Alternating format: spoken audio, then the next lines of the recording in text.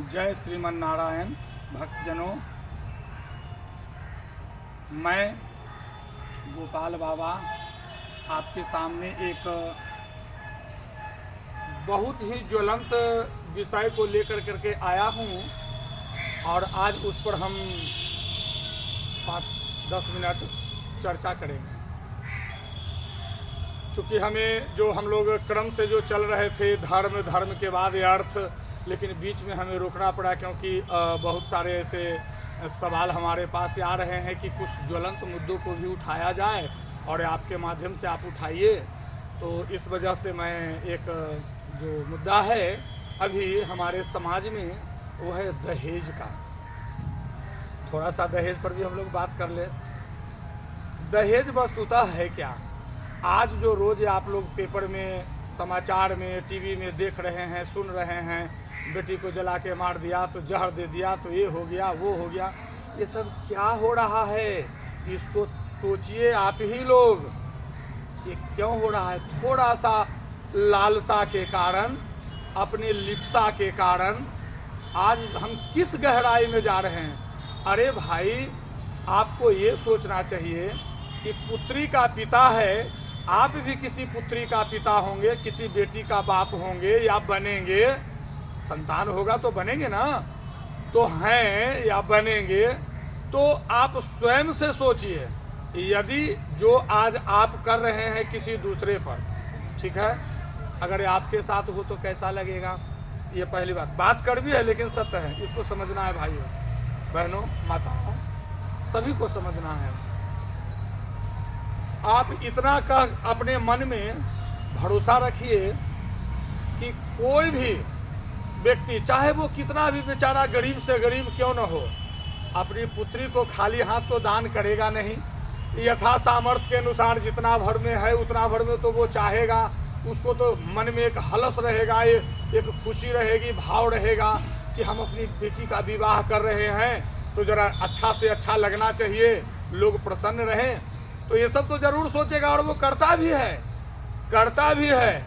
लेकिन कुछ लोगों को मैंने देखा कि दुधारू गाय समझ लेता है लोग इसको।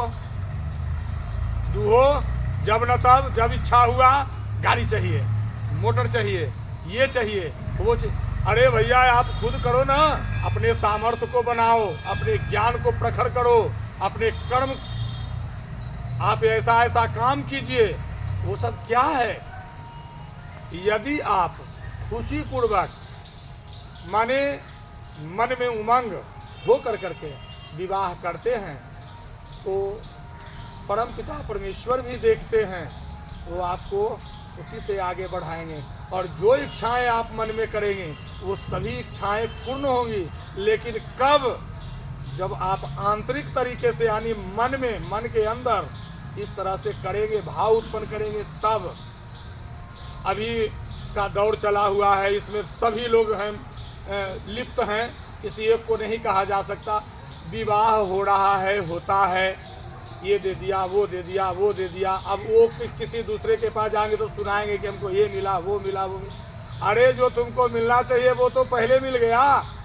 आप सोचो बंधुवर, जिस पुत्री को 9 महीने माता अपने गर्भ में धारण करती है, पृथ्वी पर आने के बाद में माता और पिता दोनों मिल करके उस संतान का पालन पोषण करते हैं, पढ़ाते लिखाते हैं, विवाह युग होता है। तो जब जाते हैं वर ढूंढने के लिए कितनी परेशानियां होती है। यदि जो मन में यह भाव आ जाए कि अरे दहेज, दुल्हन ही तो दहेज है, दुल्हन ही दहेज है, वो तो जन्म भर से, जब से पैदा हुई तब से लेकर करके अभी तक के पाल पोस के, अच्छे संस्कार दे करके, अच्छा काम धंधा करने के लिए सिखा के वो आपके पास भेज रही है, और आप उस पर भी कहते हैं कि हमको ये चाहिए वो चाहिए। तो मेरे धर्मार्थी सज्जनों, प्रिय भाइयों, हमारा यह आपसे विशेष रूप से अनुरोध है कि कृपया इस तरह से न करें और समाज में खुशी को बनाए रखें। उन खुशियों को आपस में आप एक दूसरे से शेयर करें। आप निश्चिंत रहें कि जितना भरे आपको मिलना चाहिए वो जरूर मिलेगा। आप अपने क्षमता के अनुसार, योग्यता के अनुसार करते हैं, लड़की देखने जाते हैं, लड़का देखने जाते हैं, तो अपने आप जिस क्षमता के हैं, जिस कैपेसिटी के हैं, आपको ज़रूर मिलेगा। केवल धैर्य रखने की आवश्यकता है, इसमें ज़्यादा उतावला होने की आवश्यकता नहीं है। इससे क्या होता है, यदि आपने मुँह मांगा रकम दे करके विवाह किया, तो वो जो जाएगी तो वो तो आपका बेटा को खरीद लिया, वो अपने तरीके से चलेगी, आप उसमें टांग अड़ाएंगे तो रोज़ लड़ाई होगी, झगड़े होंगे, कहेंगे कि मन स्थिर नहीं रहता है। तो ये सब छोटी छोटी बातें हैं जो आप लोगों को, प्रिय अभिभावकों, आप लोगों को यह समझना बहुत ज़रूरी है। इसे आप समझेंगे, सोचेंगे और अपने घर को, अपने परिवार को जब आप इस तरह से करेंगे, शुरू तो कीजिए, शुरू कीजिए, कोई एक तो शुरू करना ही पड़ेगा, शुरू कीजिए। आपके देखा देखी बहुत सारे लोग करने लगेंगे। तो बस मैं जाते जाते यही कि दहेज, सरकार भी इस पर नियम भी, कानून भी बड़े सख्त बनाए गए हैं। आप लोगों को भी जानकारी होगी, सबको जानकारी है समाचार पत्र के माध्यम से। दहेज लेना, दहेज देना, ये दोनों कानूनन अपराध है। तो अब आप कहेंगे तो वो लोग करता है, अरे भैया तो वो लोग करता है, उसके पास में उतना थाती है, वो करता है क्या भाई? तब बच्ची के, कोई मंत्री के बच्ची के शादी हुआ, कोई मंत्री गए, बड़ वधू को आशीर्वाद के रूप में वो बंगला के गिफ्ट दे दिए, कर रहे हैं, उनको है तो वो कर रहे हैं। हम लोग मध्यम वर्गीय हैं, हम लोग के जितना क्षमता है उस हिसाब से करेंगे जिसमें कि आनंद ही आनंद रहे।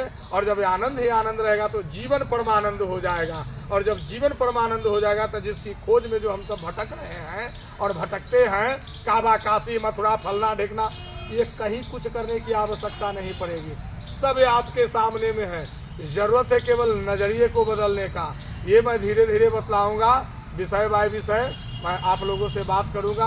आज का थोड़ा हमारे पास में आया कि दहेज पर कुछ कहें, तो इसीलिए मैंने आप लोगों को बताया है। हमारी इन बातों पर आप लोग गौर करेंगे और उस हिसाब से चलेंगे। देखना है आप, एक दिन जीवन बड़ा सफल हो जाएगा। हम रहे अथवा न रहे, लेकिन आप ज़रूर कहेंगे कि कभी किसी ने कहा था, और आज हमारा जीवन आनंद से भरा हुआ है। ठीक है मित्रवर, अब आज इन्हीं सब शब्दों के साथ जय सिया राम।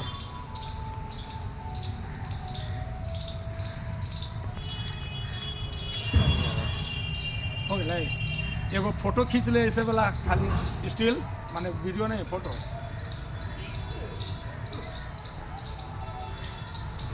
और आज हमारा जीवन आनंद से भरा हुआ है। ठीक है मित्रवर, अब आज इन्हीं सब शब्दों के साथ जय सिया राम।